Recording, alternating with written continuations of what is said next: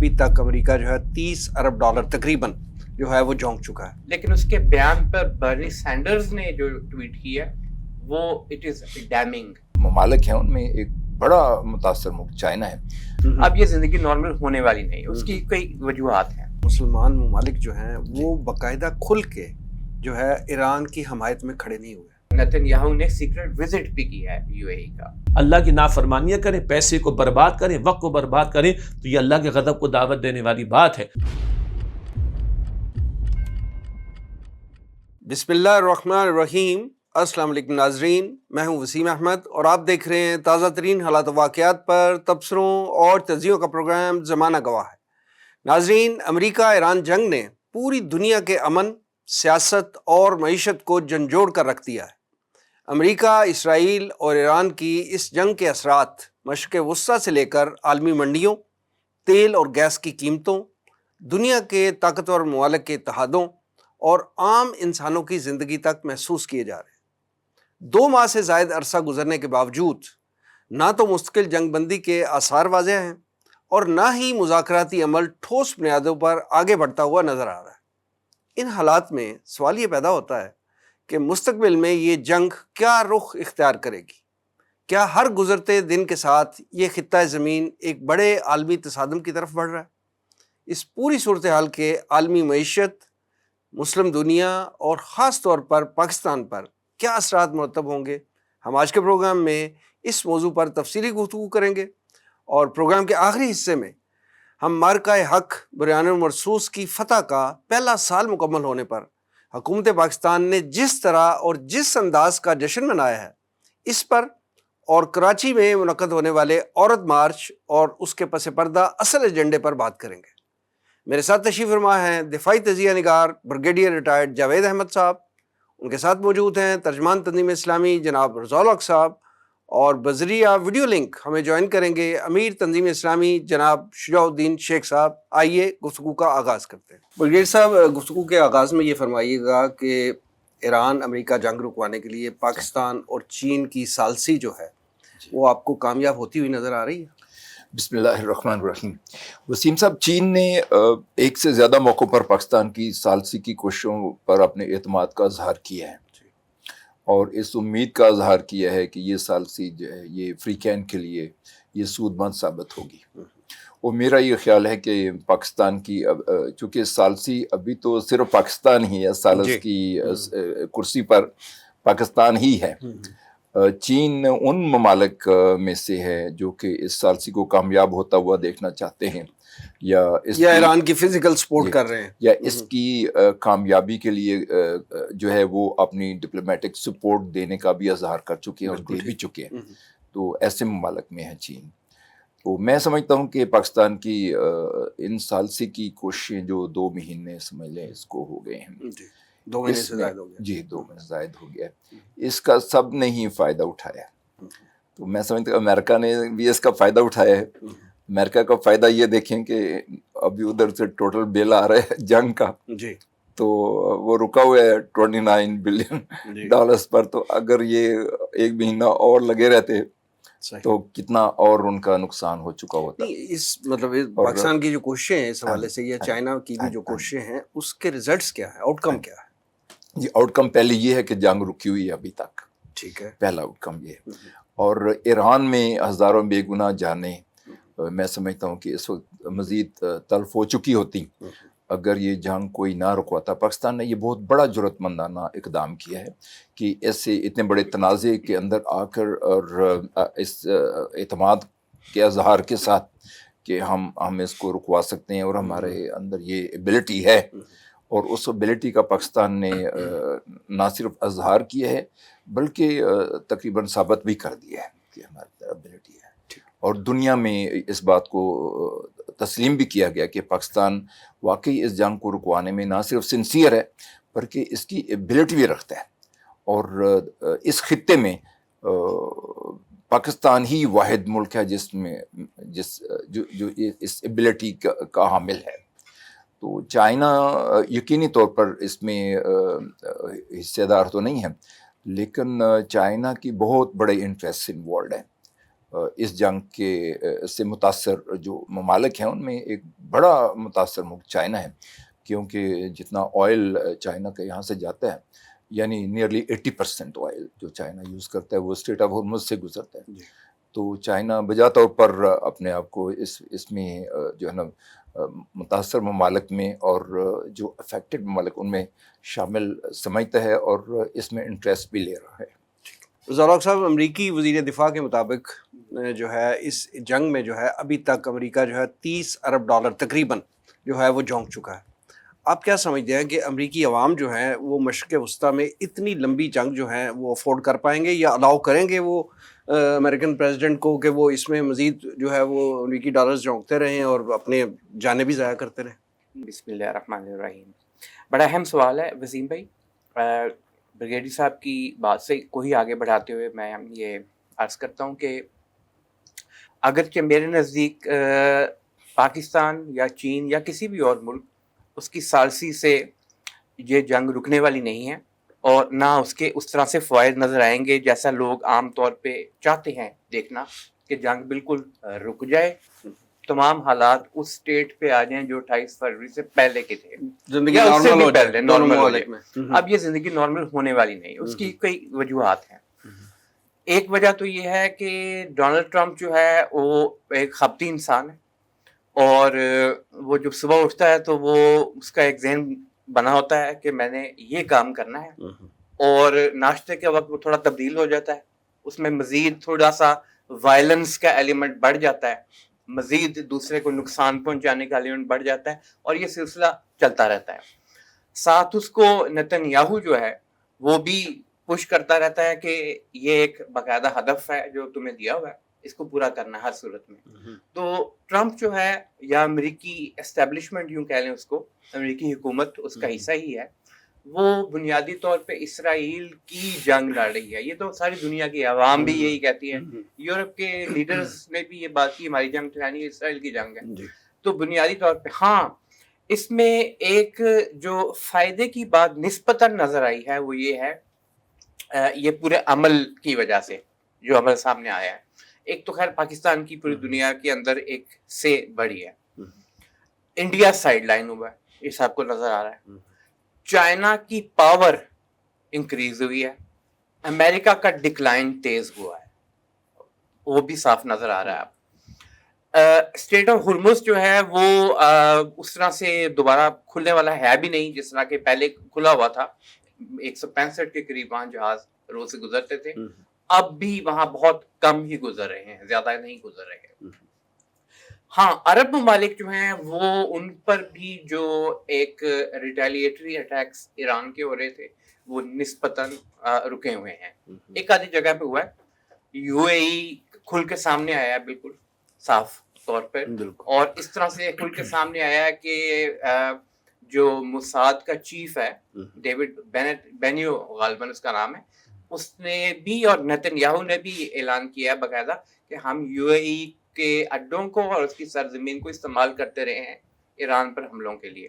You اے ای نے کہا ہے کہ جی ہم ایسا کوئی مسئلہ نہیں، لیکن ان کی بات پہ اب کون یقین کرے اس معاملے میں. پھر یہ کہ یہ بھی خبر سامنے آئی ہے، انٹرنیشنل میڈیا میں آئی ہے کہ غالباً 2-3 دن قبل نتن یاہو نے سیکرٹ وزٹ بھی کیا ہے یو اے ای کا، اور وہاں پہ جو ملاقات میں باتیں ہوئی ہوں گی وہ اس میں کوئی راکٹ سائنس کی ضرورت نہیں ہے، وہ کس طرح سے خطے کو مینیج کرنا چاہ رہے ہیں. ایران نے فجیرہ آئل فیلڈ پہ حملہ بھی تو ڈینائی کیا تھا نا کہ وہ ہم نے نہیں کیا. جی، اور یہ بھی ممکن ہے کہ موساد ایجنٹس جہاں جہاں ہوتے ہیں وہ پھر وہاں پہ نقصان بھی پہنچ جاتے ہیں، وہ اپنا فائدہ دیکھتے ہیں، ان کی بہرحال یہ ایک پوری پالیسی ہے.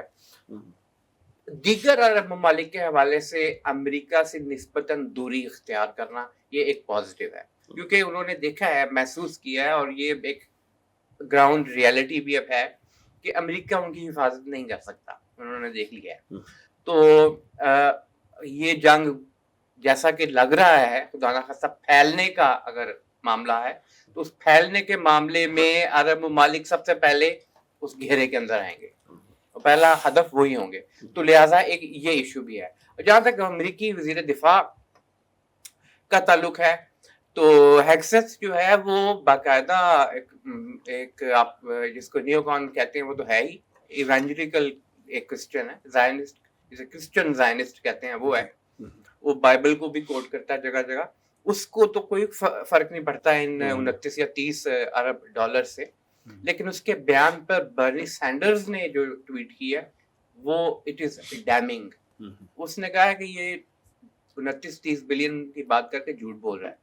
یہ 1 ٹریلین سے زیادہ خرچ کیا جا چکا ہے اس پہ, اور اس میں اس نے جتنی سپورٹ آپ کی اسرائیل کو پرووائڈ کی جا رہی ہے وہ بھی شامل کریں. مڈل ایسٹ کے اندر ان کے جو بیڑے ہیں اور اڈے جو ہیں اور ان سب کی اس پہ جو نقصانات ہوئے ہیں یا اس کی جو موومنٹ پہ خرچ ہو رہا ہے, نقصانات پہ ہو رہا ہے. نئے اب F-34 جو ہیں وہ اسرائیل امریکہ ان کو دے رہا ہے. وہ کہتے یہی ہے کہ لے رہا ہے اسرائیل, وہ لینے کا مطلب ہے تحفتاً مل رہے ہیں اس کو. تو بہت ساری چیزیں ایسے ملا کے دیکھیں تو الٹیمیٹلی تو یہ بڑی فگر بہت اوپر جاتی ہے. اور پھر یہ کہ امریکہ کی جو ایک اوور آل اکانومی کی سچویشن تھی وہ بہت ہی نیچے پتال کے اندر جا کے لگ چکی ہے. تو عوام برداشت نہیں کریں گے, لیکن عوام کی چلتی نہیں ہے کسی بھی جگہ پر. یہ فیصلہ امریکی حکومت کا اور وہ بھی اسرائیل کے کہنے کے مطابق ہوگا. برگیڈی صاحب, جیسا ہم دیکھتے ہیں کہ جب سے یہ جنگ شروع ہوئی ہے مسلمان ممالک جو ہیں وہ باقاعدہ کھل کے جو ہے ایران کی حمایت میں کھڑے نہیں ہوئے, نہ اس کو سپورٹ کر رہے ہیں بلکہ وہ دوسری طرف کھڑے ہوئے نظر آ رہے ہیں. آپ کیا سمجھتے ہیں کہ مسلم دنیا نے فلسطینی مسلمانوں کی طرح ایران کو بھی باطل قوتوں کے رحم و کرم پہ چھوڑ دیا؟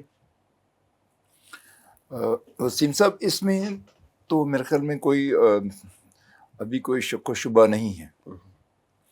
مڈل ایسٹ کی جو مسلم دنیا ہے, جو امریکہ کے حلیف ہیں, وہ تو باقاعدہ اس جنگ میں شامل ہے ایران کے خلاف. بالکل.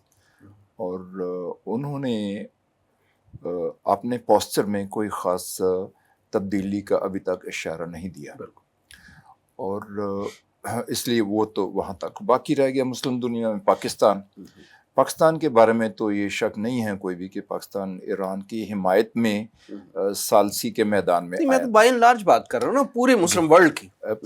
پوری مسلم ورلڈ آپ دیکھ ہی سکتے ہیں, یعنی کہ یہ جو مڈل ایسٹ کی مسلم ورلڈ ہے وہ تو باقاعدہ ایران کے خلاف جنگ میں شامل ہے. تو باقی ٹرکی رہ گیا, اور افریقن مسلم کنٹریز ہیں یا ایسٹ ایشین مسلم کنٹریز ہیں, وہ اس کو واچ ہی کر رہے ہیں. اخلاقی اور سیاسی سپورٹ بھی جو ہے وہ بھی نہیں دے رہے نا. یو این او میں کسی حد تک دی ہے, یو این او میں کسی حد تک, کیونکہ امریکہ کی جو قراردادیں ایران کے خلاف اسٹریٹ آف ہارمز کے ریفرنس سے پیش ہوئیں, ان میں چائنا اور رشیا نے جب ویٹو کیا تو اس میں کچھ جو مسلم کنٹریز بھی ان کی کمیٹیوں میں شامل ہیں, انہوں نے بھی ایران کے خلاف ووٹ نہیں دیا. البتہ جو مڈل ایسٹ کے مسلم کنٹریز ہیں ان کا وہاں پر بھی وہی رویہ جو فیلڈ میں ہے. تو پاکستان الحمدللہ ہمارے لیے یہ ایک تسلی بخش بات ہے کہ پاکستان اس ثالثی میں ایران کی حمایت کے طور پر ہی آئے ہوئے ہے, اور پاکستان چاہتا ہے, اور پاکستان چونکہ خطے میں ایک اہم فریق بھی ہے. ایران پاکستان کا فرسٹ ڈور نیبر ہی نہیں ہے, بلکہ بہت گہرا تعلق ہے پاکستان کا ایران کے ساتھ. میں جیسے پہلے بھی عرض کر چکا ہوں کہ یہ خونی رشتہ ہے, اور دینی رشتے کے علاوہ ایک خونی رشتہ بھی ہے ہمارا, اور وہ بھی اتنا ہی گہرا ہے جتنا دینی رشتہ ہے. تو اس لیے پاکستان تو متاثر ہوئے بغیر رہ ہی نہیں سکتا. لہٰذا پاکستان کا اس میں اس رول میں آنا کہ ثالثی کے رول میں آئے ہیں, یہ بھی ایک نہایت عمدہ رول ہے, اور امید ہے کہ اس رول سے بھی خیر کے پہلو نکلیں گے. ایک پہلو تو یہ نکلا ہوا ہے کہ پاکستان نے جنگ رکوائی ہوئی ہے, ثالثی کی پیشکش کے پیش نظر ہی جنگ رکی ہوئی ہے, اور پاکستان ایران کو بھی ظاہر ہے سنسیئر مشورے دے رہا ہے, اور امریکہ کو بھی.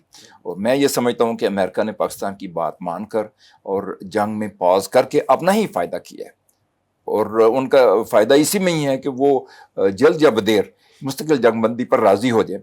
اگر نہیں ہوں گے تو اپنا ہی زیادہ نقصان. جنگ بندی ضرور ہوئی ہے پاکستان کی کوششوں سے, کہہ لیں جیسے بھی ہے, لیکن یہ اسٹیٹس کو زیادہ دیر برقرار رہے گا نہیں. ہاں ایسے ہی ہے, یہ اسٹیٹس کو نہ بھی اگر برقرار رہے تو تب بھی ایران کو یہ فائدہ ہے کہ ایک ریسپائٹ ملا ہے, کافی بڑا ریسپائٹ ملا ہے. اس میں ایران کو اپنے ڈیفینسز کو ری آرگنائز کرنے کا موقع ملا ہے, کچھ بیف اپ کرنے کا بھی موقع ملتا ہے, ڈیفینسز کو کوپ اپ کرنے کا, میک اپ کرنے کا سارا موقع ملتا ہے, اور جو کہ ایران نے یوٹیلائز کیا ہے. اس کے دشمنوں کی طرف سے بھی آواز سنائی دیتی ہے کہ ایران جو ہے اس کے ایئر ڈیفینسز اور ایران کے کچھ اور ڈیفینس ایلیمنٹس جو ہے وہ پہلے سے ڈفرینٹ ہو گئے ہیں اور وہ میک اپ ہوئے ہیں، ان میں کوئی کمی جو ہے پوری ہوئی ہے، بلکہ کچھ نئے نظام بھی انڈکٹ ہوئے ہیں ایران کے ڈیفینسز میں، اور یہ یقینی طور پر ایران کے لیے فائدہ مند چیز ہے، اور آئندہ والی ایگریشن کو ایران زیادہ اچھی طرح سے یعنی کہ فیس کر سکے ہینڈل کر لے گا جی انشاءاللہ۔ ضیاء الحق صاحب، جیسا کہ آپ جانتے ہیں کہ یہ جنگ جو ہے یہ اصل میں امریکہ اور ایران کی جنگ نہیں ہے، بلکہ یہ ایران اور اسرائیل کی جنگ ہے، ٹھیک ہے؟ اگر خدا نہ خواستہ جو بھی حالات ڈیولپ ہو رہے ہیں، یہ معاملات اس طرح نہیں چلتے اور صورتحال بگڑتی ہے اور جنگ کی طرف معاملہ جاتا ہے، اور ایران خدا نہ خواستہ، میں پھر خدا نہ خواستہ کہہ رہا ہوں، پسپا ہوتا ہے یا کمزور ہوتا ہے، تو پاکستان کی سرحدی صورتحال پہ اس جنگ کے کیا اثرات مرتب ہوتے ہوئے دیکھتے ہیں آپ؟ وسیم صاحب، اس میں دو بنیادی چیزیں ہیں دیکھنے والی۔ ایک تو جیسا کہ آپ نے اپنے سوال میں فرمایا کہ یہ امریکہ اور ایران کی جنگ نہیں ہے، بلکہ اصل میں یہ ایران اور اسرائیل کی جنگ ہے۔ اب اس کی طے میں اگر آپ جائیں تو یہ ایران اور اسرائیل کی بھی ڈائریکٹ جنگ کنفرنٹریشن اس طرح سے نہیں ہے، یہ اسرائیل کا مقصد ہے جس کو پورا کرنے کے لیے اس نے ایران پہ حملہ کیا، ٹھیک، اور وہ پھر جنگ کی صورت اختیار کر گئی۔ وہ اپنے مقصد سے پیچھے ہٹنے والا نہیں ہے۔ میں آپ کو حوالہ دیتا ہوں، جو صہیونیوں کو بابا اعظم جسے کہا جاتا ہے، تھیوڈور ہرزل، یہ 1898 میں جب بیسل سوئٹزرلینڈ میں اس کا سب سے پہلا اجلاس اس نے اس کا انعقاد کیا تھا ورلڈ زائنسٹ آرگنائزیشن کے تحت، اور جس میں وہ گریٹر اسرائیل کی بھی بات پھر سامنے آئی تھی۔ اس سے پہلے تقریباً 1860s کے دوران وہ 2 کتابیں لکھ چکا ہوا تھا۔ ہمارا، میں اردو میں ترجمہ کرتا ہوں، اصل میں وہ جرمن تھا، کہ ہمارا نیا وطن، وہ ہمارا نیا وطن جو اس کا تھا، جو کتاب میں اس نے درج کیا، وہ فلسطینی، طرز فلسطین، یہ دوسری کتاب میں۔ پھر یہ 1898 میں protocols of the elders of Zion سامنے آئے، جس کے اندر بہت سارے ایسے معاملات ہیں جن میں ہینری فورڈ کو بھی کہنا پڑا 1930s میں کہ اگرچہ لوگ کہتے ہیں، اور یہ ساری دنیا کی طاقتیں اس وقت جو تھیں یورپ میں تھیں زیادہ تر، تاج برطانیہ سب سے بڑی طاقت تھی اس وقت، اور وہ یہ کہتے تھے کہ یہ تو جھوٹا ڈاکیومنٹ ہے جو کہ کسی نے بنایا ہوا ہے، اگرچہ اس کی ایک کاپی ابھی بھی میوزیم میں موجود ہے لندن میں۔ تو اس نے ہینری فورڈ کو یہ کہنا پڑا کہ اگرچہ یہ لوگ کہتے ہیں کہ یہ جھوٹا ڈاکیومنٹ ہے، لیکن حالات و واقعات جس طرح سے میں نے دیکھے ہیں پچھلے 30 سال کے دوران، وہ بالکل اس کے مطابق ہی ہو رہے ہیں اور ہوئے ہیں اس کے مطابق۔ سلطنت عثمانیہ کا خاتمہ کرنا، حصے بکھرے کرنا مسلم ممالک کے، وہاں اپنے مرضی کے حکمران امپوز کرنا، پھر بلفور ڈکلیریشن کرانا اور اسرائیلیوں کو اجازت دینا، یعنی اسرائیلیوں سے مراد یہ کہ صہیونیوں کو، یورپین خاص طور پہ جو تھے، کہ وہ جا کے آباد ہو جائیں۔ برطانوی مینڈیٹ کی جو حکومت وہاں بنی ہوئی تھی اس کا ایک دم چھوڑ کے بھاگ جانا، اور وہاں پہ ان کی جگہ بین گوریون جو تھا اس کا ایک جو ٹیررسٹ آرگنائزیشن ہی تھی، قبضہ کر لینا اور وہاں پہ حکومت قائم کر لینا 48 میں، اور پھر پرائم منسٹر بھی بن جانا، یہ ساری چیزیں۔ اور پھر یہ کہ تھیوڈور ہرزل نے 1904 میں گریٹر اسرائیل کے حوالے سے ایک کتاب اور بھی لکھی تھی، جس کے اندر باقاعدہ نقشوں کے ذریعے اس نے دکھایا تھا کہ یہ ہمارا گریٹر اسرائیل ہوگا، اور وہی نقشے آج تک چل رہے ہیں۔ اگر آپ چاہے منظر عام پہ آ چکے ہیں، بلیزل سموٹرچ جو ان کا وزیر خزانہ ہے، وہ اور ان کے فوجیوں کی وردی پر بھی وہ جو نقشہ سائڈ پہ بنا ہوتا ہے وہ گریٹر اسرائیل کا ہی نقشہ ہوتا ہے، سب کے سامنے ہے، وہ ببلیکل باؤنڈریز کہتے ہیں، جھوٹ سچ جو بھی، وہ ایک اپنی جگہ پہ بات ہے۔ اب اگر ایران کو، بلکہ میں اگر نہیں کہتا، میں کہیں کہوں گا کہ جب ایران کمزور ہوگا، کیونکہ بہرحال اتنی بڑی قوتوں کا مقابلہ کرتے ہوئے آپ کمزور ہوں گے، یہ بہت مشکل ہے کہ آپ اس پاور کی سچویشن میں رہیں۔ کمزوری ایک تو یہ کہ پولیٹیکل لیول پہ کچھ دیکھنے میں آئی، ملٹری لیول پہ بھی کچھ دیکھنے میں آئی، اور یہ کہ باقاعدہ پھر مذہبی لیول پہ بھی اگرچہ متبادل قیادت موجود ہے اب، لیکن وہ ایران نہیں ہے جو پہلے تھا۔ ٹیمپو ٹوٹ جاتا ہے، ٹیمپو تو ٹوٹ جاتا ہے نا، پھر یہ جنگوں میں ہوتا ہے، بالکل، اور خاص طور پہ جب آپ اکیلے ہو اور دوسری طرف فریق اتنا بڑا ہو اور ایک افرید کی صورت میں آپ کے سامنے ہو. تو اب صرف پاکستان کے سرحدی علاقوں میں پاکستان بذات خود ایز اے نیشن بھی خطرے میں آ جائے گا, اور وجودی خطرہ ہے بہت بڑا. پاکستان سمجھتا ہے اس بات کو, اسی لیے وہ ثالثی میں آگے بڑھ رہا ہے اتنا زیادہ.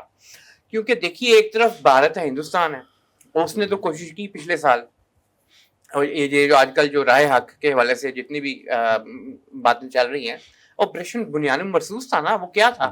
وہ یہی تھا کہ پاکستان کو کمزور کیا جائے, ہو سکے تو ایٹمی ڈام بھی توڑ دو, اس کی میزائل ٹیکنالوجی بھی ختم کر دو, اور اس کو انتہائی کمزور کر دو. یہ علیحدہ بات ہے کہ اللہ تعالیٰ کی طرف سے, اللہ تعالیٰ کی مشیت سے, خاص نصرت سے پاکستان جو ہے اس نے وہ ٹیبلز ٹرن کر دیے, اور انڈیا کو ہزیمت اٹھانا پڑی. یہاں تک کہ مودی بھاگ کے اس کے پاس بھاگ کے جانے سے میرا ٹیلی فون کے اوپر ہی کہا ہوگا کہ ٹرمپ کو کہ بھائی جنگ رکواؤ, تمہاری مہربانی, ہمارے پاس بہت نقصان ہو رہا ہے. تو ایک طرف یہ, دوسری طرف ایک دہشت گردی کا ایلیمنٹ ہماری جو مغربی سرحد ہے وہاں پر بھی موجود ہے, اور وہ اپنا کام کر رہا ہے. پچھلے دنوں بھی ایک جید عالم دین کو شہید کروایا گیا ہے, اور وہ شہادت سے قبل ایک بیان میں انہوں نے جو اس وقت آرمی چیف ہیں ان کی کچھ اقدامات کے حوالے سے مثبت کچھ کامنٹس دیے تھے. تو اب وہ کون ہوگا جو اس چیز کو پسند نہیں کر رہا ہوگا؟ پھر یہ کہ اسرائیلی اور موساد کے ایجنٹس اور ان کا آج کل کی جنگ کے اندر جو سپائز, جاسوسی, سافٹ ویئر, یہ ساری چیزیں, ان کا بھی اپنی جگہ پہ بہت بڑا مقام ہے, اور اسرائیل اس میں سب سے آگے بڑھا ہوا ہے. اور اگر یہاں پہ آ کے بھی وہ بیٹھ جاتے ہیں کسی بھی درجے میں, یہ نہیں کہتا کہ وہ قبضہ ہی کر لیں ایران پر, کسی بھی درجے میں یہاں پریزنس بڑھ جاتی ہے ان کی, اور چائنا جانا اور وہاں پہ جا کے اپنی پوری ٹریڈ ٹیم کو لے کے جانا, چائنا کو ایک طرح سے دھمکی دینا ہے کہ یہ جنگ جو ہے اس سے تم اپنے آپ کو کچھ علیحدہ کرو, پیچھے ہٹو, اگر نہیں تو ہم ٹریڈ کے معاملے میں تمہارے ساتھ برا کر سکتا ہوں. یہ چیز ذہن میں رہنی چاہیے کہ ٹرمپ کا وہ جو نعرہ تھا نا, امریکہ فرسٹ, وہ بھی ایک دجل اور دھوکہ تھا, جھوٹ تھا. وہ امریکہ تباہ ہو اس سے کوئی غرض نہیں ہے ٹرمپ کو اس وقت. اس کو یہ ہے کہ اسرائیل کے مقاصد کیسے حاصل ہوں گے, بس یہ کرنا چاہ رہا ہے وہ. تو میں سمجھتا ہوں کہ اگر ایران کسی بھی درجے میں کمزور ہوتا ہے, پسپا ہوتا ہے, پاکستان کے لیے بہت بڑا خطرہ ہوگا, وجودی خطرہ اب تک. برگیڈ صاحب, امریکہ ایران جنگ کے تناظر میں امریکی صدر ڈونلڈ ٹرمپ کا حالیہ دورہ چین جو ہے وہ آپ کے خیال میں کتنی اہمیت کا حامل ہے؟ امریکی صدر کا دورہ چین جو ہے پلان تو پہلے سے تھا, یہ تو مہینوں پہلے پلان ہو جاتا ہے. تو لہٰذا اس کی جو غرض و غایت ہے بنیادی طور پر وہ تو ٹریڈ اینڈ ٹیرف ہی ہے, اور وہی اس کے جو مین ایلیمنٹس ہیں اس کے. لیکن چونکہ اس دوران یہ جنگ ہو گئی, اور وہ اس نے بلکہ اوور شیڈو کر دیا ساری سچویشن کو, یہاں تک اوور شیڈو کیا کہ یہ دورہ بھی ملتوی کرنا پڑا ان کو. ملتوی ہو کر تو ابھی مئی میں ہو رہا ہے, اپریل کی بجائے مئی میں ہو رہا ہے. تو اس دورے میں وہاں پر بھی اس کی جو بازگشت ایران وار کی وہ ٹریڈ اینڈ ٹیرف کے اوپر سے گزر رہی ہے, یعنی اس کو ماند کر رہی ہے. تو لہٰذا اس سے قطع نظر اب کچھ بھی نہیں ہو سکتا. کوئی گفتگو جو بھی ہوگی اس میں ایران وار جو ہے وہ ایک بڑی خاص اہمیت کے حامل ہے, اور یہ ایک کور ایشو تو نہیں ہے, اس دورے کا مقاصد میں سے تو یہ نہیں ہے, لیکن حقیقی طور پر یہ کور ایشوز کی اہمیت اختیار کر گیا. یہی وجہ ہے کہ ابھی جو ڈونلڈ ٹرمپ کے دورے میں جو مین جو سمرنگ دو پوائنٹس ہیں یا ایشوز ہیں, وہ ایک تو چائنا کے ہیں جو ان کا تائیوان کے جو ہے ساتھ ہے, اور امریکن سپورٹ تائیوان کے لیے, اور خاص طور پر ملٹری سپورٹ جس کو چائنا کسی صورت بھی قبول نہیں کرتا اور ٹالریٹ نہیں کرتا. نہیں تو اس سے تو پھر کنٹروورسی مزید بڑھے گی. ہاں جی, ایسے ہی ہو رہا ہے. تو اسی لیے اب تقریباً ایسے محسوس ہو رہا ہے کہ یہ جو دورہ ہے اس میں trade and tariff overshadow ہو جائے گا. تائیوان اور ایران دو جو یہ ایشوز کی وجہ سے. تو اس لیے یہ اس کا امپیکٹ ہونا اس دورے کے اوپر لامحالہ ہے. اب چائنا کو ظاہر ہے کہ امریکہ تو پیری آف کرنا چاہے گا کہ ہینڈز آف ود ایران, آپ اس سے دور رہیں اور ہمیں ایران سے کرنے دو جو کچھ ہوتا ہے. جی لیکن چائنا جو ہے وہ ایران چائنا دوستی ایک چیز ہے, ایک چائنا کی انٹرسٹ جو ہے وہ اس خطے میں اور بحر عرب میں اور اسٹیٹ آف ہرمز میں وہ بجائے خود بہت اہمیت کی حامل ہے. جیسا کہ اب یہ عام یعنی کہ نالج ہے کہ چائنا کا تقریباً 80% جو فیول ہے وہ یہاں سے جاتا ہے. تو اب اگر وہ امریکہ کو فری ہینڈ دے دیں تو پھر یہ صورتحال بھی آ سکتی ہے کہ کار وہ امریکہ سے اجازت لے کے یہاں سے فیول جو لے کے خبریں یہ ہے نا کہ ڈونلڈ ٹرمپ جو ہیں وہ بہت زیادہ امریکن کمپنیز کے سی ای اوز کو ساتھ لے کے گئے ہیں. جی. تو کیا وہ چائنا کو ٹریڈ ٹیمپٹیشنز دے کے ایران سے دور کرنے کی کوشش کریں گے؟ اس میں کوئی شک نہیں ہے کہ وہ جو ٹریڈ ہے وہ نہ صرف انٹرنیشنل جو ہے پولیٹیکل گیم میں ایک اہم چیز ہے, بلکہ ٹرمپ کی تو ایسے سمجھیں کہ وہ ان کی نس نس میں ٹریڈ ہے. ایسے ہی وہ جو ٹیرف ہے وہ بھی ٹریڈ اور اکنامکس کی جو گیم ہے وہی ٹرمپ نے شروع بھی کی اور اسی کو وہ اپنی اسٹرانگ پوائنٹ بھی وہی سمجھتے ہیں. وہ چونکہ ان کے مائنڈ پر جو چیز ہیوی ہے, ان کے ذہن پر جو سب سے زیادہ چیز سوار ہے وہ یہ ٹریڈ اینڈ ٹیرف ہی ہے. اور اتنی کمپنیوں کو لے کے جانے کا ان کو خود ایک تو ذاتی بھی فائدہ ہے ان کو. امریکہ کو جب وہ میک امریکہ گریٹ اگین والی جو چیز ہے وہ تھرو ٹریڈ ہی ان کو میک امریکہ گریٹ اگین کی جو ہے یہ ایک بہت بڑا ایلیمنٹ ہے اس میں. تو وہ سمجھتے ہیں کہ وہ چائنا کے ساتھ نارمل حالات میں تو یہ بڑی اچھی بات ہے نا. ایگزیکٹلی تو وہ اس سے ڈیفینیٹلی بینیفٹ کریں گے بھی. چائنا کو خود سوٹ کرتا ہے کہ امریکہ میں ان کا ٹریڈ جو پہلے جو ہے ٹریڈ والیوم بڑھ جائے.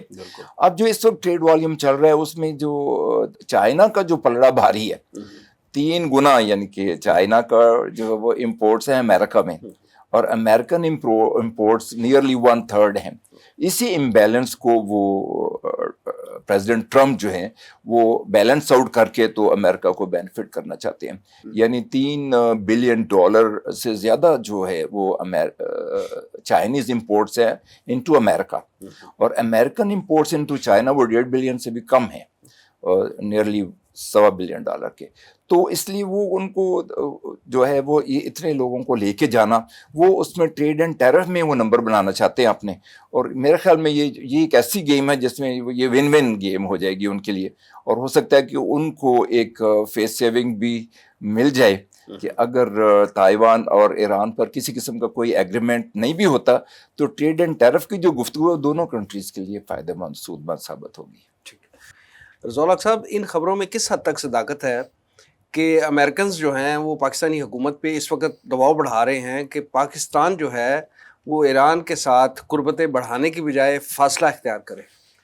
جی وسیم صاحب, یہ ایسے معاملات ہیں جو آپ کو بظاہر مین سٹریم میڈیا میں دکھائی نہیں دیں گے اور نہ دکھائی دیتے ہیں, کیونکہ جب ڈپلومیسی چل رہی ہوتی ہے کسی بھی معاملے میں, کسی تنازع کو حل کرنے کے لیے یا کسی ایک صورتحال کو بہت ہی خراب ہوئی ہو تو نسبتاً کم خرابی کی طرف لے کے آنے کے لیے, تو فرنٹ اینڈ کے اوپر تو کام ہو رہا ہوتا ہے, بیک ڈور ڈپلومیسی بہت زیادہ چل رہی ہوتی ہے, اور وہ پھر کسی نہ کسی ملک کو انگیج کر کے ایز اے تھرڈ پارٹی ثالث کے طور پہ تو وہ سارا معاملہ کروایا جاتا ہے. یہ تو خیر ہمارے گلی محلوں میں بھی گھروں میں بھی ایسا ہی چل رہا ہوتا ہے, یعنی کوئی ایسی مشکل مثال نہیں ہے, سب کے سمجھ میں آنے والی ہے.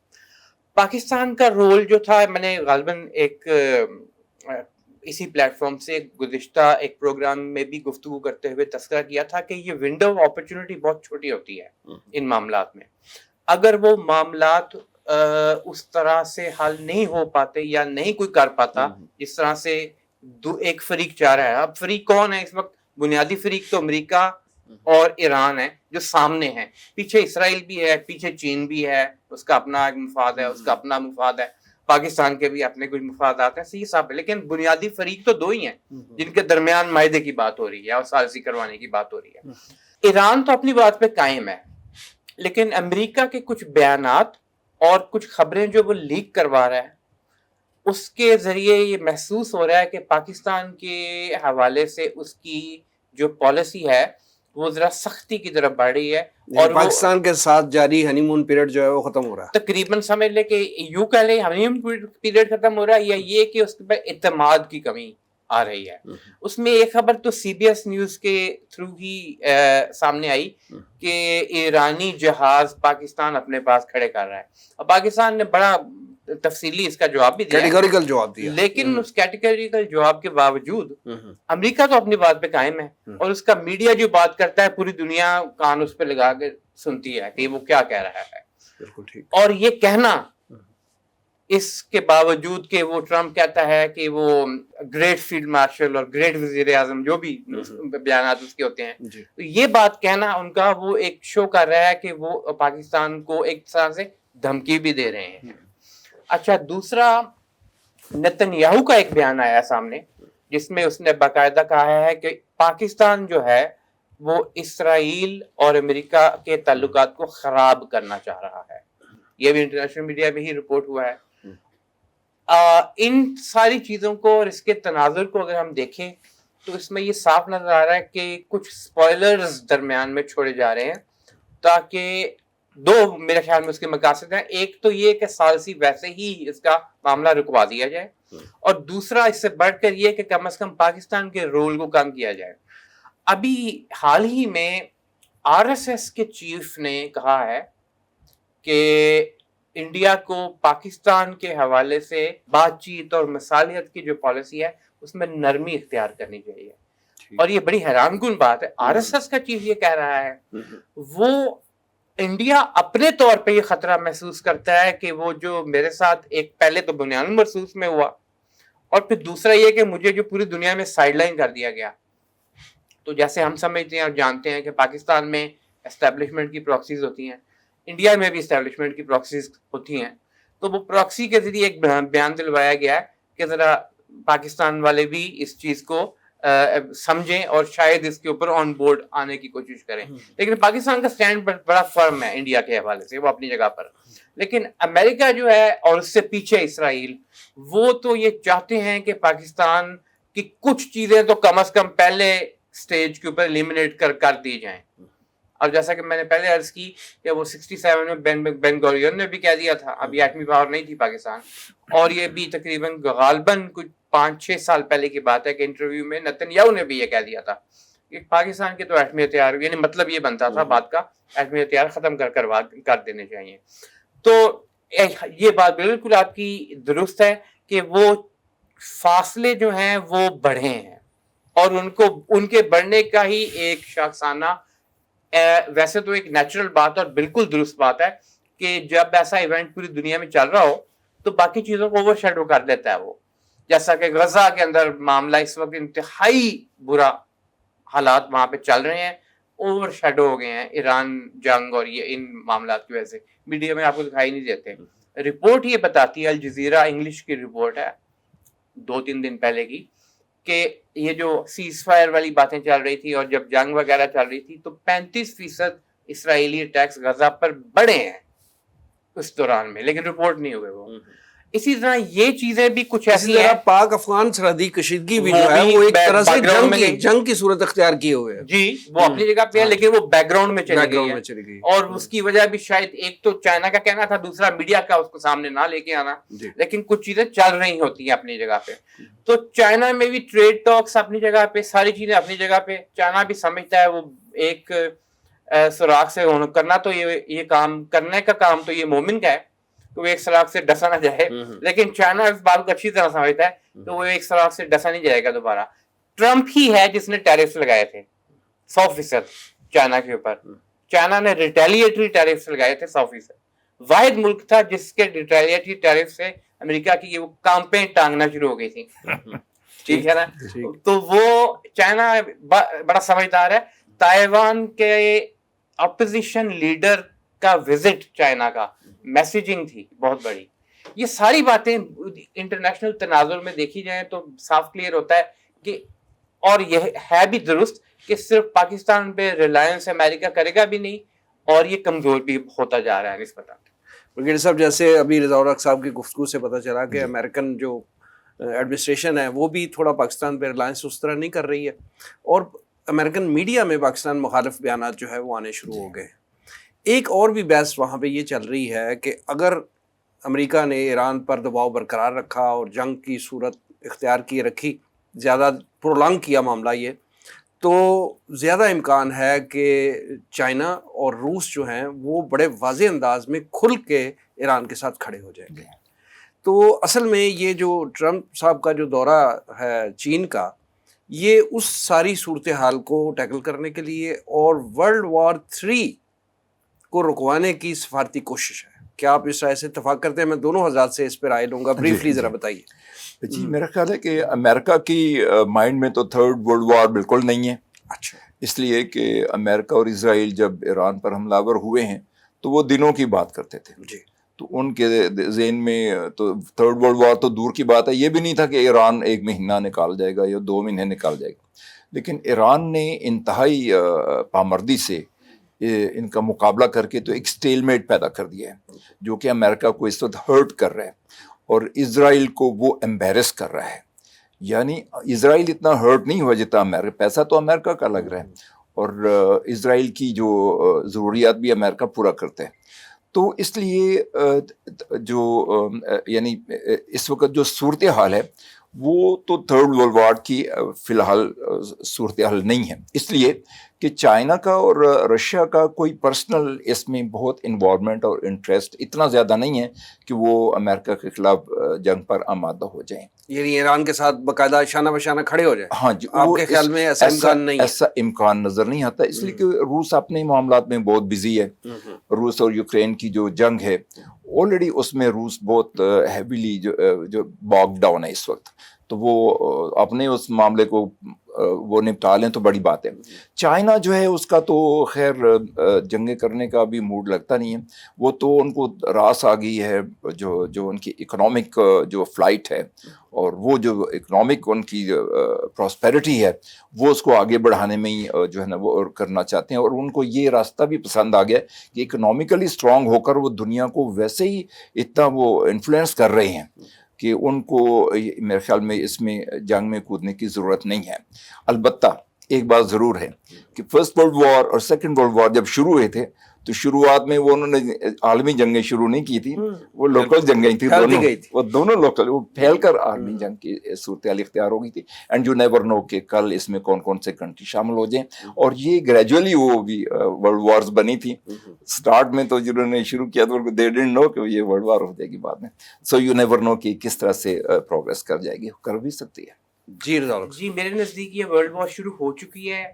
نیریٹو کے طور پہ 1990s میں جو عراق کی پہلی جنگ تھی, آپریشن ڈیزرٹ سٹارم, جس کی فتح کے بعد, تفصیلی بات ہے ہم تفصیل میں نہیں جاتے, بہرحال جو جارج ایچ بش تھا اس نے یہ جب کہا تھا نیو ورلڈ آرڈر, اور پھر سارے حکمران جو تھے دنیا کے ان کی زبانوں سے یہی نکلتا تھا new world order, new world order. پھر اس کے بعد 9/11 اور 9/11 کی بعد کی جنگیں, یہ ایک وار ہے. وار ہمیشہ لمبی ہوتی ہے, اس میں بیٹلز ہوتی ہیں مختلف. یہ چل رہی ہے تھرڈ ورلڈ وار. پہلی اور دوسری جنگ عظیم کے بارے میں میری رائے دو رائے. ایک تو یہ کہ وہ عالمی جنگیں نہیں تھی, یورپ کی بنیادی طور پہ جنگیں تھیں. ان کو عالمی جنگ کہہ تو دیتے ہیں لیکن بنیادی طور پہ وہ یورپ کی جنگیں تھیں. بڑی جنگیں ہونے کے ناطے ہم عالمی جنگیں کہہ دیتے ہیں ان کو. پوری دنیا انوالو بہت کم ہوئی ہے کسی جنگ میں. اچھا, دوسرا یہ کہ بہرحال وہ جو دوسری جنگ عظیم خاص طور پہ وہ تسلسل تھا پہلی جنگ عظیم کا, کیونکہ کچھ اہداف ابھی پورے نہیں ہوئے تھے, ان کو پورا کرنے کے لیے دوسری جنگ عظیم ضروری تھی. اب جو تیسری جنگ عظیم جس کے بارے میں غالباً اگر آپ خیر اسرائیل تو بڑا کلیئرلی کہتا ہے نا اس بات کو کہ یہ جنگ ہونی ہے. وہ تو اپنے مسایہ کے انتظار کے اندر ایک باقاعدہ بڑی جنگ اس کے لیے کرسچنز کو تیار کر رہا ہے کہ وہ اس کا ہر اول دستہ بنے. اور کرسچنز کی جو خاص طور پہ جو اس وقت دنیا میں طاقت زیادہ رکھتے ہیں, امریکہ, برطانیہ وغیرہ, پروٹیسٹنٹس جو ہیں, وہ تو آرمیگیڈن کے قائل ہیں کہ ایک بہت بڑی جنگ ہونی ہے پوری دنیا میں, اور ان کے نزدیک شروع ہو بھی چکی ہے. یا امریکن مالا عہدیدار بھی بہت سارے کہہ رہے ہیں یہی والی بات. ان کے فوجی جرنیل کہہ رہے ہیں کہ بھئی یہ وہ حضرت عیسیٰ کے واپس آنے کا وقت ہے. یہ امریکہ کی بات کر رہا ہوں میں. تو اس لیے یہ جنگ بڑی اہم ہے ایران والی. لیکن صورتحال تو الٹ ہو جائے گی نا. جی وہ اس طرح کہ جب حضرت عیسیٰ تشریف لائیں گے تو کرسچن جو ہیں وہ تو ان کا پوائنٹ آف ویو بالکل چینج ہو جائے گا جیوز کے بارے میں, تو وہ تو مسلمان ہو جائیں گے, تو یہ تو پھر یہودی پھر اکیلے رہ جائیں گے. بات صحیح ہے آپ کی, لیکن اس سے پہلے دجال نے بھی آنا ہے اور وہ آ کے ان سب کو دھوکہ بھی دے گا. پھر بعد کی بات ہے کہ وہ جب عیسیٰ علیہ السلام تشریف لائیں گے اور دجال کو قتل کریں گے تو پھر وہ مل جائیں گے ساتھ. اور اس میں بھی زیادہ جو ہے وہ آپ کے جو ایسٹرن آرتھوڈاکس چرچ والے ہیں چانسز زیادہ وہی ہیں بظاہر. واللہ عالم یہ باتیں ایسی ہیں جن میں کوئی حتمی چیز کہیں نہیں جا سکتی. ہماری اپنے لٹریچر میں جو ہم اسلامک لٹریچر کی بات کریں اس میں الملحمۃ العظمیٰ الملحمۃ الکبریٰ بھی کہا گیا, اس کا تذکرہ ہے کہ پوری دنیا کے اندر ایک بہت بڑی جنگ ہوگی. احادیث کے اندر حدیث میں اس کا تذکرہ ہے, حدیث میں تذکرہ ہے اور اس کی پھر تفصیلات بھی ہیں. اس وقت تفصیل کا موقع نہیں. قرآن پاک کی ایک آیت ہے جس میں اس کی طرف اشارہ صاف ہمیں دکھائی دیتا ہے. سورہ الکہف کی جو دوسری آیت ہے نا, بعد اعوذ باللہ من الشیطان الرجیم, قیما لینذر بأسا شدیدا من لدنہ, ڈراتا ہے اللہ تعالیٰ ایک بہت بڑی باس جو ہے وہ ایک آزمائش کے لیے یا ایک سزا کے لیے بھی استعمال ہوتا ہے, لیکن جنگ کے لیے زیادہ استعمال ہوتا ہے. سورہ بنی اسرائیل میں بھی جنگ کے لیے استعمال ہوا ہے.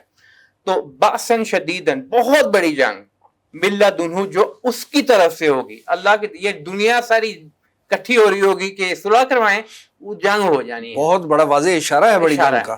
اور وہ وجہ اس کی بہرحال بظاہر صاف نظر آتی ہے کہ بہرحال ایک دنیا کا ختم ہونے کا وقت بھی تو آنا ہے, ایک لپیٹی بھی تو جانی ہے نا.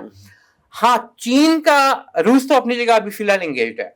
چین کے لیے ٹرننگ پوائنٹ میرے نزدیک وہ ہوگا جس دن اسٹریٹ آف ملاکا کے اوپر کوئی نہ کوئی امریکی قدغن لگی, کیونکہ وہ ڈائریکٹلی اس کے جو ٹریڈ روٹس آسٹریلیا کی طرف اور یہ ان کو ڈسٹرب پہ جاتے ہیں, پھر اس کی مجبوری بن جائے گی کہ وہ پریکٹیکلی جنگ کا حصہ بن جائے, کیونکہ اس کی ٹریڈ بھی ہر طرف سے جو ہے وہ مقید ہو جائے گی, قبضے میں آ جائے گی. یہاں اسٹیٹ آف پہلے بند کروا دیا, ادھر بھی اسٹیٹ آف ملاکا بھی جب بند کروا دیں گے تو پھر چین کے لیے مجبوری بن جائے گی.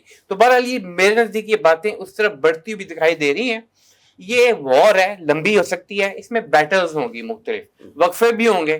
ابھی اس وقت تو وقفہ ہے چھوٹا سا, جی, جس طرح ہم کہتے ہیں نا کہ یہ پچھلے 200 سال کی ہسٹری ہے, امریکہ کی 250 سال کی ہسٹری ہے اس سال اگر دیکھیں تو دنیا کی تاریخ میں 250 سال کچھ بھی نہیں ہے.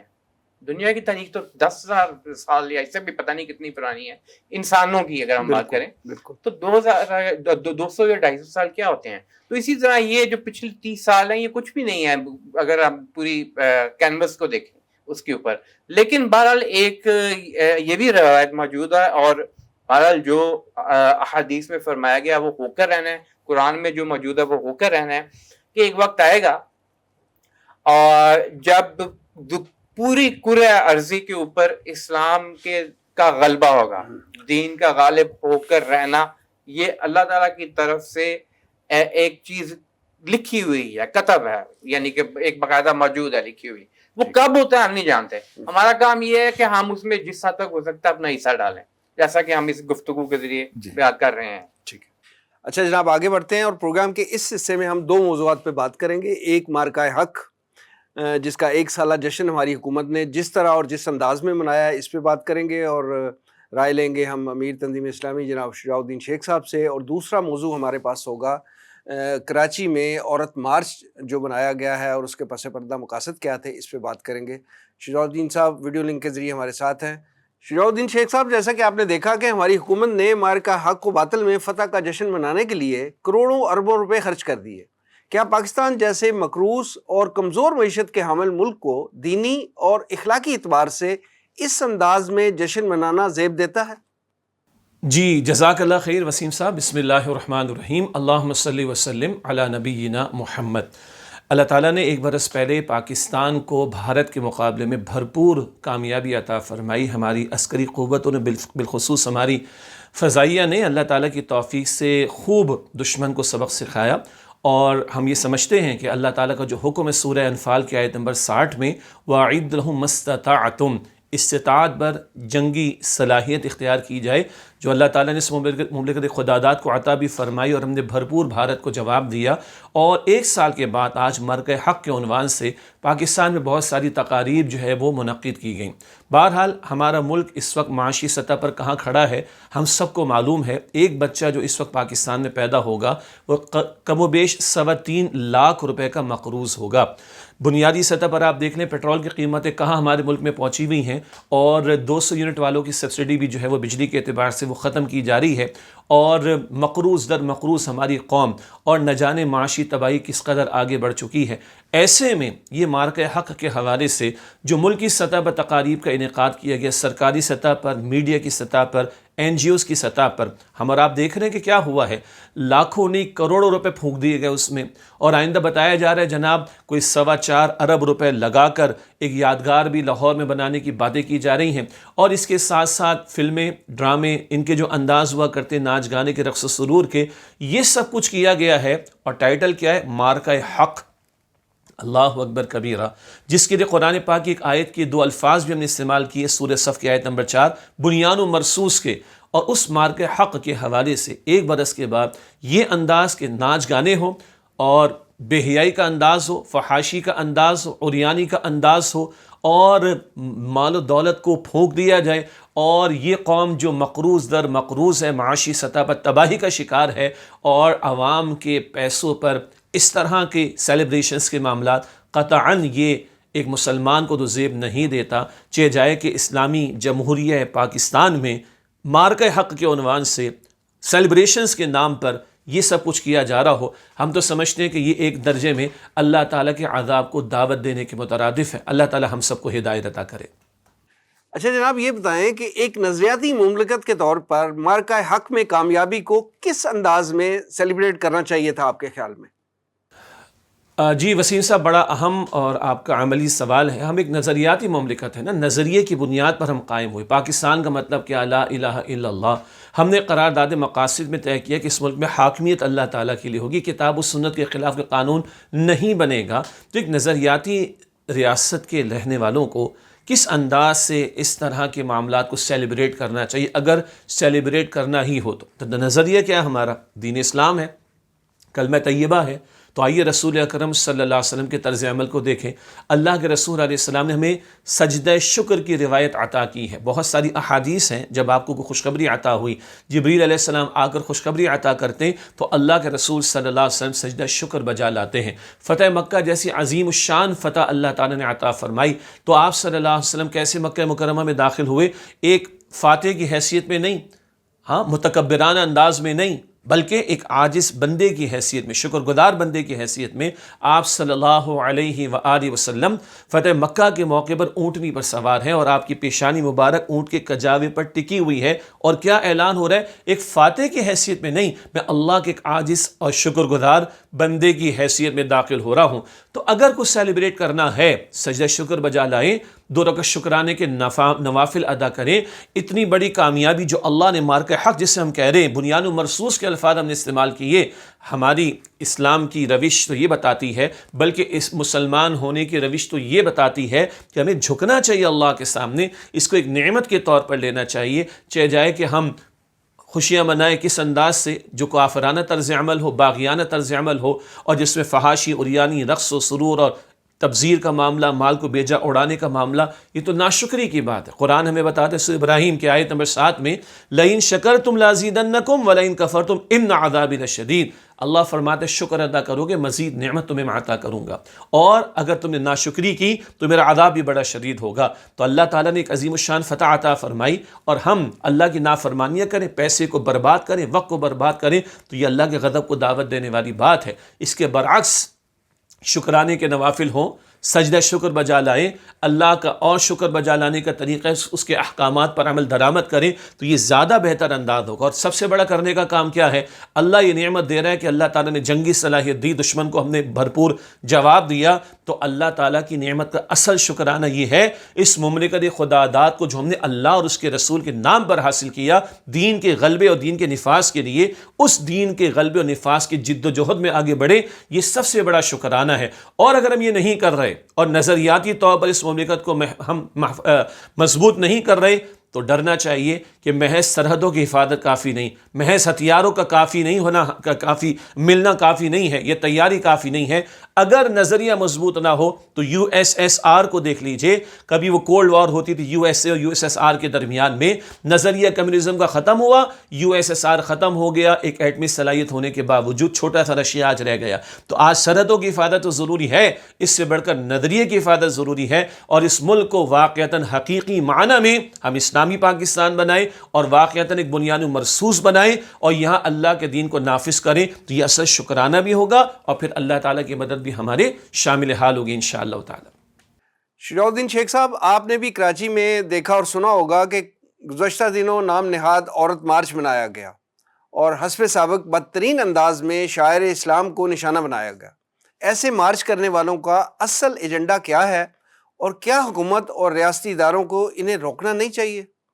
جی، بڑا ایک اہم اور سوال آپ کی طرف سے آیا ہے، اور یہ بھی یہاں بھی ایک نظریے کا مسئلہ ہے، اور نظریہ ہمارا دین اسلام ہے۔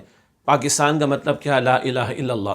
یہ عورت مارچ کا عنوان یہ کافی برسوں سے ہمارے چلتا چلا آیا ہے، اور 8 مارچ کو عام طور پر یہ عورت مارچ گزشتہ کئی برسوں سے منایا گیا، لیکن لگتا ہے کہ شاید اس مرتبہ رمضان مبارک کی وجہ سے 8 مارچ کو تو نہ ہو سکا، تو اس کے بعد یہ کوششیں کی گئیں۔ گزشتہ ایک برس یعنی 1 سال پہلے کافی معاملات پیش آئے اور بہت سارے لوگوں کی طرف سے مخالفتیں بھی کی گئیں، اور اس کے نتیجے میں ریاستی مشینری نے کچھ اقدامات بھی کیے، لیکن اس مرتبہ کراچی میں پھر عورت مارچ کی اجازت دی گئی۔ میں ایک اور بات آپ کے سامنے رکھنا چاہوں، جہاں تک عورتوں کے حقوق کی بات ہے، اسلام کے ماننے والے ہیں نا، اسلام سے بڑھ کر کون عورتوں کو تحفظ دے سکتا ہے؟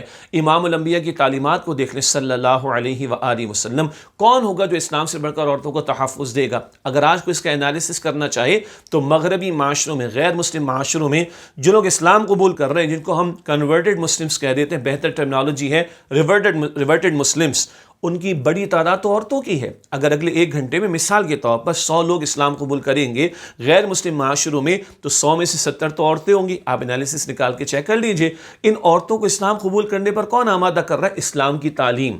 ہمارے یہاں تو مرد اسلام نہیں پڑھتے، عورتیں کہاں پڑھیں گی؟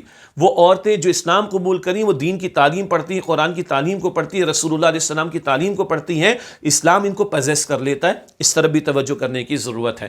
ہاں، عورتوں کے حقوق کے بارے میں ہمیں بات کرنی چاہیے۔ ہم نے بھی اپنی تنظیم اسلامی کے پلیٹ فارم سے ماضی میں 1-2 سال پہلے بھی ان باتوں کو ہائی لائٹ کیا ہے۔ جن عورتوں کے ساتھ گھروں میں تشدد کا معاملہ ہو، ظلم و ستم کا معاملہ ہو، ان کے حقوق کو ادا نہ کیا جائے، یہ ظلم ہے، اور ایسے ظالم کے خلاف کارروائی بالکل بنتی ہے، قانون کے دائرے میں کارروائی ہونی چاہیے، اس میں قطعاً کوئی مسئلہ نہیں۔ جو جاگیردار عورتوں کی شادیاں قرآن سے کر دیتے معاذ اللہ، جن عورتوں کو وراثت میں حصہ نہیں دیا جاتا، جن عورتوں کو ظلم و ستم کا نشانہ بنایا جاتا ہے، جن عورتوں کو جو ہے وہ تذلیل کا نشانہ بنایا جاتا ہے، ہمارا دین تو کہتے ہی غلط باتیں ہیں، اور ہمیں اس بات پر کھڑا ہو کر بات کرنی چاہیے۔ چنانچہ جنرل مشرف کا دور تھا، حدود آرڈیننس لایا گیا، اور علماء، تمام مکاتب فکر کے علماء نے متفقہ طور پر یہ بات کہی کہ جو لوگ وراثت میں حصہ نہیں دیتے عورتوں کو، ان کے خلاف ایکشن ہونا چاہیے۔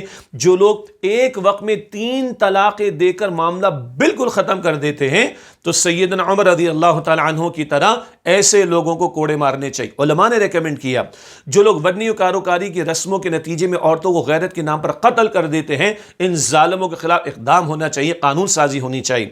جو لوگ عورتوں کی شادیاں یا بیٹیوں کی شادیاں قرآن پاک سے کر دیتے ظالمانہ انداز، ظالمانہ روش اختیار کر کے، ان کے خلاف بھی قانون سازی ہونی چاہیے، ان کے خلاف بھی اقدام ہونا چاہیے۔ یہ ساری ریکمنڈیشنز علماء نے متفقہ طور پر دی تھیں، ایک بات کو بھی قبول نہیں کیا گیا۔ تو ہم یہ عرض کرتے ہیں، عورتوں کے ساتھ جو حسن سلوک کی دین میں تعلیم ہے، قرآن کریم میں، احادیث مبارکہ میں، حجۃ الوداع کے موقع پر ان سب کو ہم بیان بھی کریں، مساجد سے بیان ہو، میڈیا سے بیان ہو، لوگوں کی ذہن سازی کی جائے، اور جہاں جہاں عورتوں کے ساتھ ظلم و ستم ہے اس کی مذمت کرنی چاہیے۔ ہم اس بات کے حق میں ہیں۔ بائی دا وے، دنیا کے کچھ ممالک میں انکلوڈنگ USA، مردوں نے اپنے حقوق کے لیے آواز بلند کرنا شروع کر دی. آپ کے علم میں ہوگا مردوں نے اپنے حقوق کے لیے آواز بلند کرنا شروع کر دی ہے. کیوں؟ عورت کو مادر پزت آزادی مغربی معاشروں نے دینے کے بعد اس سطح پہ کھڑا کر دیا کہ مرد کہیں کہیں مظلوم بن گیا ہے. وجہ کیا ہے؟ الہامی تعلیمات کو فراموش کریں گے تو یہی نتائج نکلیں گے. کبھی ایک انتہا پر جائیں گے, کبھی دوسری انتہا پر جائیں گے. اب آئیے عورت مارچ کی طرف. بہرحال مغرب کا ایک ایجنڈا ہے, ایک دجالی تہذیب کو دنیا پر جو ہے غالب کرنا, بالخصوص مسلم معاشروں میں. اور کبھی بیجنگ کانفرنس, بیجنگ +5 کانفرنس, جس پر ہمارے استاد ڈاکٹر اسرار صاحب رحمۃ اللہ علیہ کلام کیا کرتے تھے.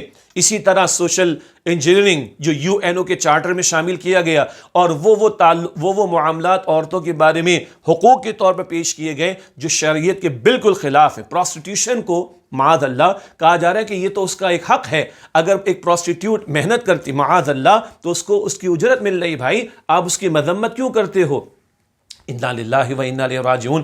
یہ وہ سوشل انجینئرنگ کا ایجنڈا ہے جو مسلم معاشروں پر تھوپا جا رہا ہے, اور ہمارے یہاں بھی NGOs کے ذریعے سے اس کو ہمارے معاشرے میں رائج کرنے کی کوششیں کی جاتی ہیں. چنانچہ عورت مارچ جو ماضی میں ہوتے رہے, ہم اور آپ واقف ہیں, تبھی تو بعض لوگوں نے سول سوسائٹی میں سے بعض وہ حضرات و خواتین جو شعبے سے تعلق رکھتے, انہوں نے مخالفت کی کہ ان مارچ کے اندر, عورت مارچ کے اندر نکاح کا انکار, نکاح کے خلاف باتیں, معاذ اللہ, عورت کی بالکل آزادی کی باتیں, عورت کو جو ہے بالکل عریاں کر کے پیش کرنے کی باتیں, یہ تو اسلام کے سراسر خلاف ہیں. ہاں عورت پر ہونے والا ظلم اس پر ہم مذمت کریں گے, عورت کا جائز حق اس کے دلوانے کی بات کریں گے جیسے کہ میں نے ذکر کیا, مگر اس طرح کے مارچ میں نکاح کا انکار, فحاشی کا معاملہ, عریانی کا معاملہ, گھر گرہستی کے معاملات کا انکار, عورت کی گھر والی ذمہ داری کا انکار, پردے کا انکار, شرم و حیا کا انکار, محرم نامحرم کی تمیز کا انکار, یہ تو سراسر شریعت کے خلاف باتیں ہیں. اگر یہ حرکتیں ہو رہی ہیں اور بالکل ہو رہی ہیں تو ریاست, اس کا نام ہے اسلامی جمہوریہ پاکستان, تو ریاست کے ذمہ داروں کا فرض بنتا ہے کہ اس کو روکا جائے, اس طرح کی حرکتوں کو روکا جائے. جہاں ریاست کی یہ ذمہ داری ہے کہ جہاں جہاں ظلم ہے عورت پر اس کا ازالہ کیا جائے, جہاں جہاں عورتوں کو تذلیل کا نشانہ بنایا جاتا ہے اس کا ازالہ کیا جائے. اسی طرح جہاں جہاں یہ کوششیں کی جا رہی ہیں کہ عورت مارچ کے نام پر اس طرح خوبصورت ناموں کے ساتھ اسلام کی تعلیمات کا مذاق اڑایا جا رہا ہے, شریعت کے کھلے احکامات کی کھلی جو ہے وہ دھجیاں بکھیری جا رہی ہیں, تو ایسے لوگوں کے خلاف ریاست کو ایکشن لینا چاہیے, کیونکہ یہ اسلامی جمہوریہ پاکستان ہے. اللہ تعالی ہمارے بڑوں کو سمجھ عطا کرے اور صحیح فیصلوں کی توفیق عطا کرے, اور امر بالمعروف نہی عن المنکر کے فریضے کو بھی انجام دینے کی توفیق عطا فرمائے. بہت شکریہ جی, جزاک اللہ خیرا کثیرا.